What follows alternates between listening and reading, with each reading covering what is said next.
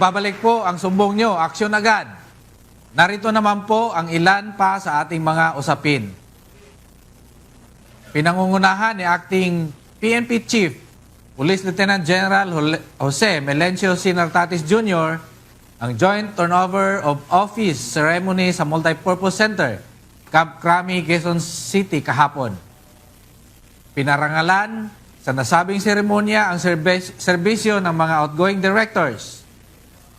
Si Police Brigadier General Christopher Abrahano ng CIDG and Police Brigadier General William Sigon ng HPG at Police Colonel Reynold Rosero ng EOD K9 Group, habang formal namang tinanggap ang mga tungkulin ng kanilang mga kapalit na sina Major General Robert Alexander Morico II, Director ng CIDG, Police Colonel Hansel Marantan, Acting Director ng HPG, at si Police Colonel Jonathan Abella, Acting Director ng PNP EOD K9 Group.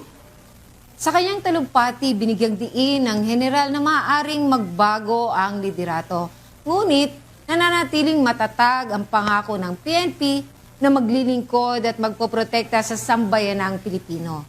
Ang turnover ceremony ay nagsilbing tanda ng pagbabago ng pamunuan at ng muling pagtitibay ng integridad at kahusayan sa law enforcement bilang bahagi ng pagpapalakas ng tiwala ng publiko sa institusyon.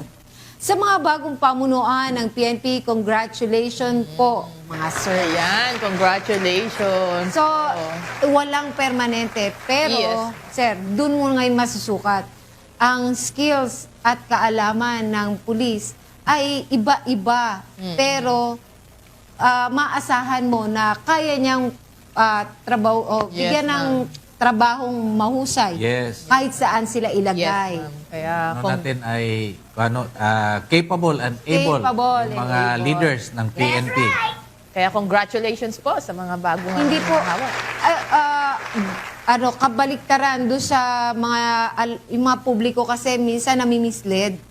Hindi po ibig sabihin na nagkakaroon ng change ng leadership or ng mga commanders na naglilipat ay nagkakaroon po ng demoralization. Opo. Yes. Hindi po yan totoo. Ito po ay pagpapatatag lamang po na ang inyong Philippine National Police ay kumakatawan sa iba't ibang skills o nagsusot ng iba't ibang hat.